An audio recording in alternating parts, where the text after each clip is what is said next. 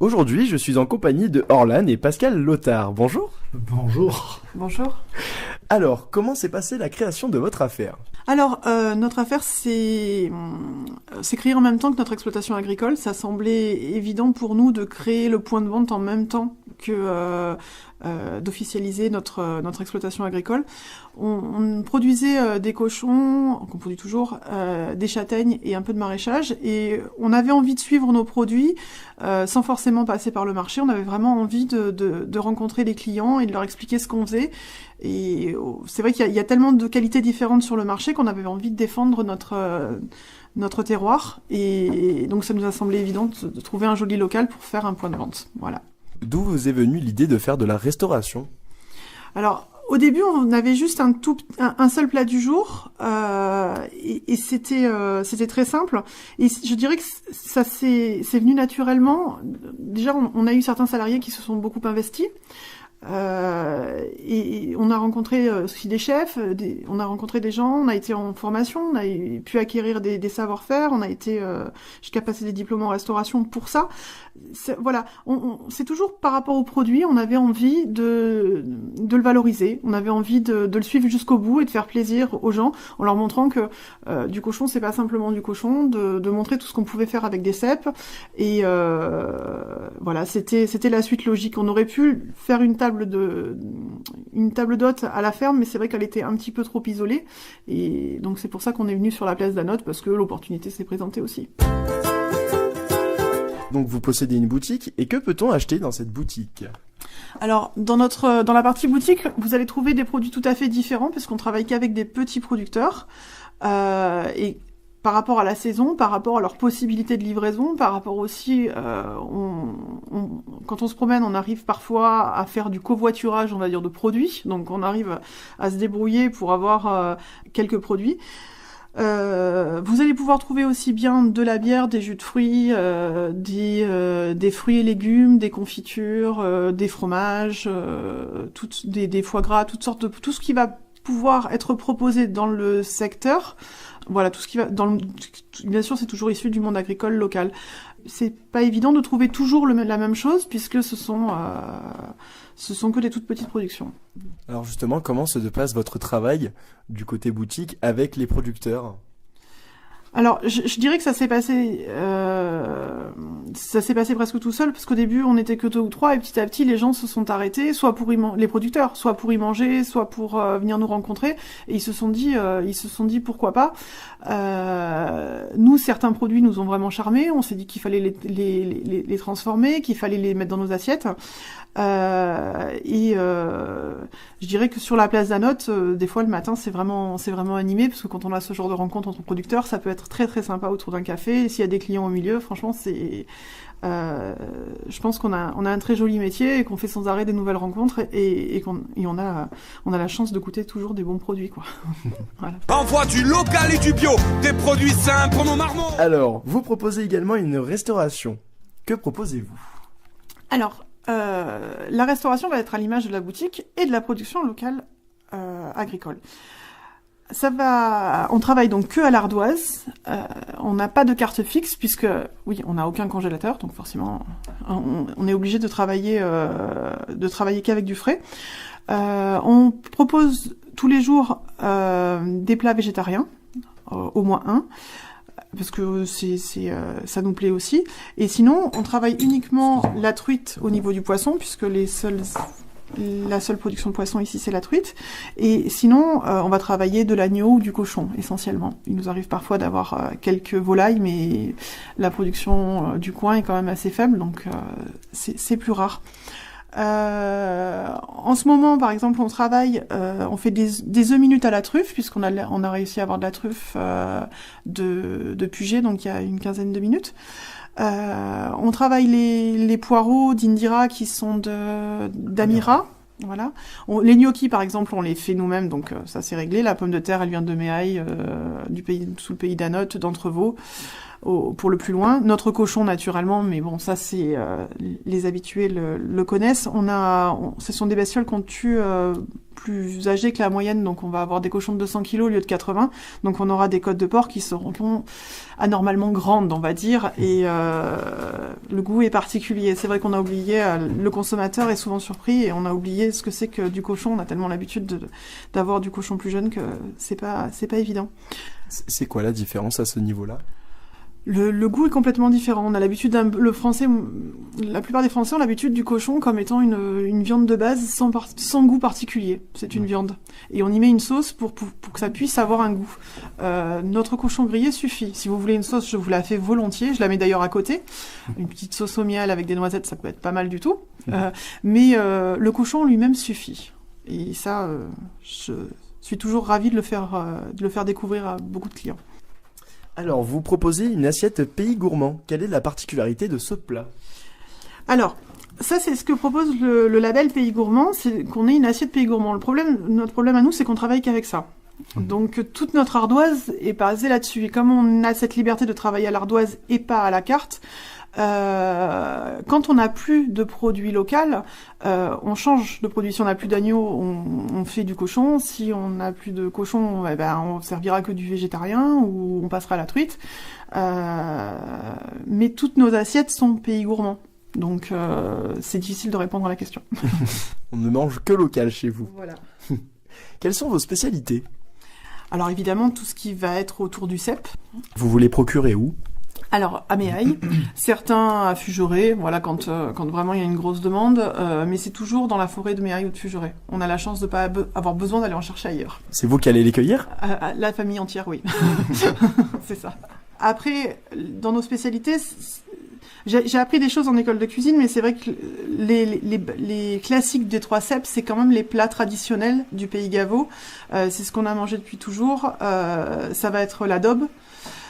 Ça va être les gnocchis, ça va être tout ce qui va être rôti, tout ce qui va être... Donc voilà, c'est vrai qu'on a l'habitude de faire des tiens en légumes, de faire des choses comme ça.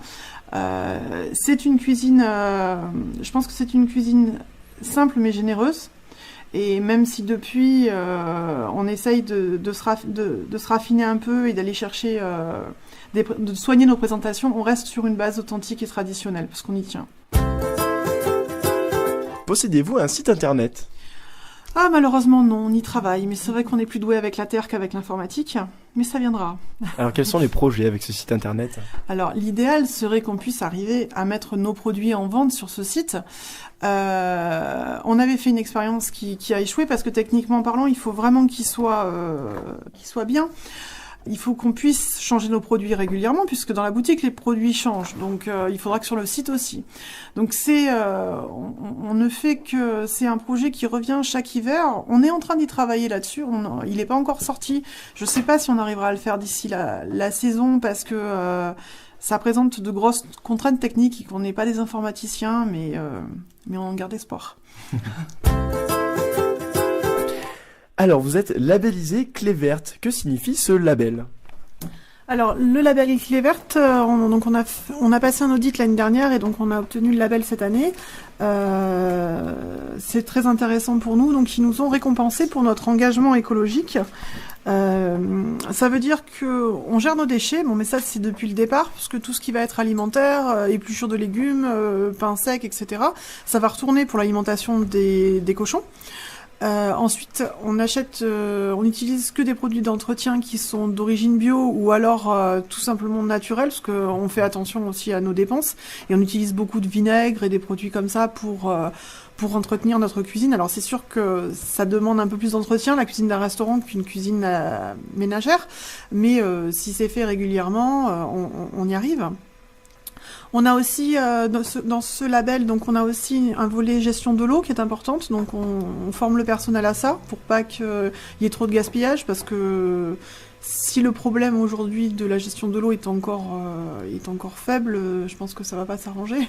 Donc on s'habitue dès maintenant à travailler sans gaspiller. Et enfin, dernier point, Clévert considère aussi l'intégration au niveau du travail. On essaye chaque année de bénéficier d'un emploi aidé, ce qui fait que on aide quelqu'un, souvent du monde agricole, puisque c'est notre domaine, à s'intégrer à notre équipe, et donc on lui propose un emploi, et c'est vrai que c'est chouette parce que certains ont fait des formations et ça leur a permis ensuite soit de développer leur propre projet, soit de créer des liens, c'est une véritable fierté pour nous d'arriver à avoir parfois un salarié saisonnier qui devienne un acteur économique du monde agricole. Donc voilà, Clévert a mis le doigt sur tout ça et nous a donné un beau logo. Tout le monde à table. Alors aujourd'hui, vous allez nous proposer une recette.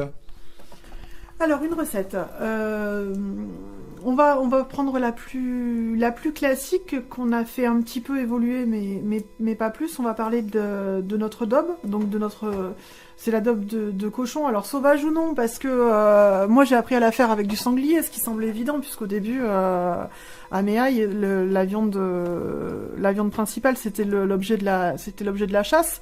Par la suite, on a fait un élevage de porc, mais de toute façon, ça reste quelque part un animal quand même, des animaux assez proches. Donc, au niveau des ingrédients, on va partir sur 2 kilos de viande, puisque je pense que tout le monde n'en cuisine pas 20 kilos à la fois. Donc, pour combien de personnes vous conseillez 2 kilos de viande? Ça dépend des mangeurs, mais je dirais que des mangeurs classiques, on va dire 6. Ça dépend s'ils ont travaillé avant ou pas. Donc on va dire pour 6 personnes. Moi je prends une tranche de lard, personnellement. Alors cette tranche de lard, c'est la grande question dans le monde de la cuisine. Toutes les mamies de notre entourage ont toujours mis une tranche de lard découpée en petits morceaux dans la daube. Aujourd'hui, les écoles de cuisine voudraient que pour qu'on appelle ce plat daube, on insère les morceaux de lard dans chaque morceau de viande. Donc on essaie de le faire au restaurant, mais chacun fera comme bon lui semblera. Il respectera les lois de la cuisine ou alors les lois de la tradition française, mais dans tous les cas, ça restera quelque chose de très bon.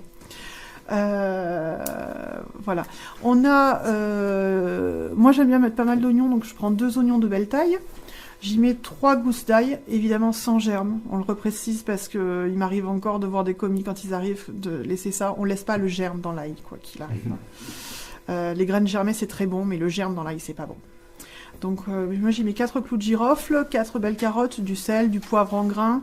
J'insiste sur le poivre en grains parce que c'est comme le café. Si vous buvez un café qui est déjà moulu, vous obtiendrez jamais le même résultat que si vous travaillez avec du café que vous allez moudre vous-même. Alors, le poivre en grains qui est resté longtemps dans la cuisine, il a plus de goût, donc le poivre moulu, donc il faut essayer de travailler avec du poivre en grains, je trouve ça intéressant. Ensuite, j'y mets du thym, du laurier, du pèbre et d'ail. Et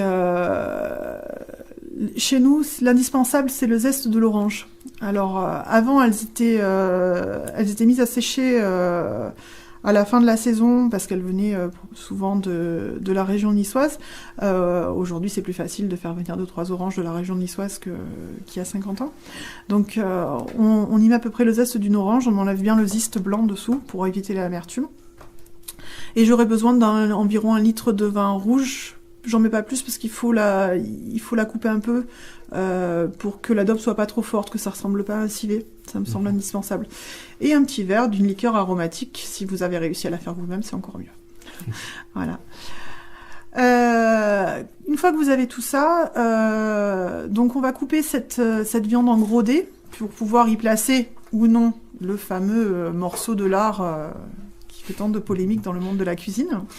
Mais bon, c'est très facile d'y mettre un morceau de lard à l'intérieur de la viande. C'est vrai que ça va donner un peu plus de gras et de goût à la viande. Je fais mariner 24 heures, donc mon litre de vin, presque autant d'eau, toujours comme je vous expliquais, pour pas que ce soit trop fort et pour pas que ça ressemble à un civet, c'est pas du lièvre. On va y mettre toutes les épices précitées et la fameuse orange coupée en petits morceaux. Cette orange, si elle a été séchée sur le poêle, c'est pas un souci, elle va se réhydrater dans le vin. Après 24 heures, on égoutte tout ça. On va réserver le jus. Pas question de jeter la marinade, hein. Attention. Je vais faire revenir cette viande avec un petit peu d'huile jusqu'à ce que je n'ai plus de jus. Une fois que j'ai plus de jus, je laisse un petit peu colorer cette viande. Il faut qu'elle colore. C'est pas un ragoût. On doit pas faire un ragoût, on doit faire une daube. Et c'est là le coup de main, il est là. Il faut laisser un petit peu dorer cette viande. C'est pas parce qu'elle a mariné qu'elle doit pas un petit peu être saisie. Et je remets ma fameuse marinade que j'ai mise de côté. Je vais la couvrir et là je vais laisser mijoter. Pendant combien de temps vous laissez mijoter? Alors, ce qu'on me reproche beaucoup souvent, c'est que moi je travaille au jugé et bon, j'ai la chance d'avoir un nez qui fonctionne, donc ça se sent, ça s'entend la cuisine, mais bon, normalement c'est 45 minutes. D'accord. Voilà. Si vous avez la chance de pouvoir le mettre à feu très doux, parce qu'au départ je cuisinais qu'au poêle à bois, si vous pouviez la laisser 3 heures à feu très très très très doux ou en cuisson super lente, ça ne sera que meilleur. D'accord. Voilà. Donc c'est au jugé et aux possibilités de chacun, mais l'adobe, plus la cuisson sera lente et meilleure elle sera. Vous conseillez quoi comme accompagnement pour ce plat? Si vous avez le temps, des gnocchis. Sinon, une simple purée maison avec des pommes de terre qui ont du goût. Une purée qui sera écrasée à la fourchette, surtout pas au mixeur, sinon ça fait quelque chose de pas terrible. Il faut qu'on sache que la purée est faite avec des patates, et il y a encore beaucoup d'enfants qui savent pas que la purée est faite avec des patates. C'est très très important. On finit avec un filet d'huile d'olive. Pareil, une huile d'olive qui ait du goût, sinon aucun intérêt. Et je pense que c'est très bien. Alors, merci à vous. Avant de se quitter, quelques informations à votre sujet. Quels sont vos horaires d'ouverture? Alors, nos horaires d'ouverture. Cette année, on est resté ouvert tout l'hiver, mais on est resté ouvert que les week-ends. Donc, en non-stop du matin jusqu'au soir, puisqu'on a la boutique puis le restaurant. Et en saison, on est ouvert tous les jours, sauf le mardi. Et on est tout le temps disponible. Pour manger, pouvons-nous réserver à l'avance? Oui, tout à fait. Donc, on a un numéro de téléphone. 04 92 83 57 10. Sinon, vous pouvez passer en boutique à n'importe quel moment et on prendra votre réservation. Merci. Bah, Merci à vous. merci de votre visite. À bientôt.